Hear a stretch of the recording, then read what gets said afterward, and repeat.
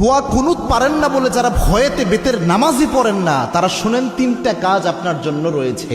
এই তিনটা কাজ করলে বেতের নামাজের পরিপূর্ণ সওয়াব আপনি পেয়ে যাবেন। সুবহানাল্লাহি বিহামদিহি। ইসলাম যে কত সহজভাবে আপনাকে সমাধান দিয়েছে কল্পনা করতে পারবেন না। এই যে বেতের নামাজে যে দোয়া কুনুতটা আমরা পড়ি, এটা কিন্তু অনেকের মুখস্থ হয় না, যার কারণে অনেক বড় দেখে অনেকে বেতের নামাজই পড়ে না যে আমি দোয়া কুনুত পারি না, আমি কি বা পড়বো। অথবা অনেকে এমন রয়েছে বেতের নামাজে দাঁড়িয়ে দোয়া কুনুতের সময় চুপ করে থাকে, একটা শব্দ করে না, এরকম আছে অনেকে। তো এরকম কোনোটাই মাধ্যমেই আপনার কিন্তু দোয়া কুনুতের যে হক এটা আদায় হচ্ছে না। এবং বেতের নামাজ এটা কিন্তু ওয়াজিব একটি নামাজ, এই নামাজকে আপনি ইচ্ছা করে ছেড়ে দিতে পারবেন না, এবং ওয়াজিব সবসময় চাইলে আপনি তরক করতে পারবেন না। এই জন্য বেতের নামাজ গুরুত্বপূর্ণ।